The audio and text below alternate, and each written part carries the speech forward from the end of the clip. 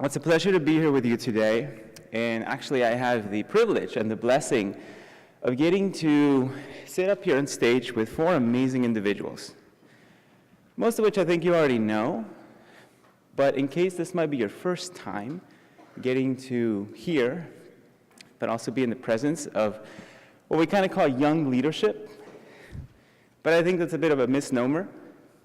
I think it's just leadership, period. They just happen to be doing it from a particular space. They happen to be a particular age. And they have to, particularly be in a particular role. And our goal this morning is to be able to paint a picture of how do we get from there to here and here to there. Rich often talks about nature-rich cities. In that vision, we try to dispel that dystopian future. And added to that is this idea of being a future ancestor. That as a future ancestor, you are creating now the legacy of what's going to outlast you. And that it should benefit, 7 generations into the future. But that you're doing it now.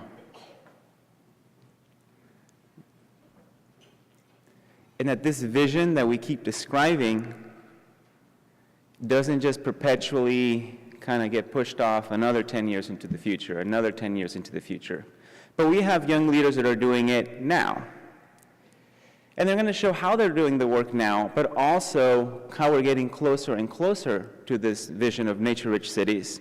Well, also, what does it look like in terms of weaving in together the idea that it's going to continue to be different, more diverse, and it's creating a legacy.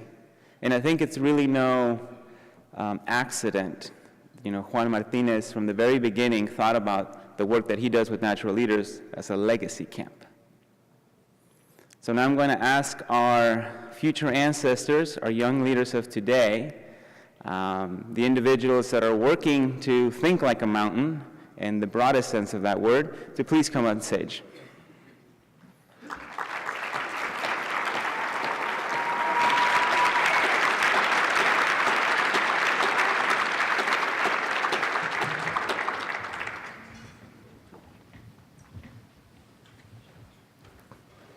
Now this morning we're going to try,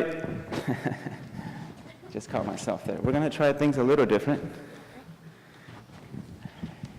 And we are going to have a basic format of what's type of fireside chat and open seat. What this means is rather than me going through a standard set of introductions, we're going to start by having the speakers provide a snapshot of who they are. And that's going to provide the foundation for being able to respond to each other. And then later on,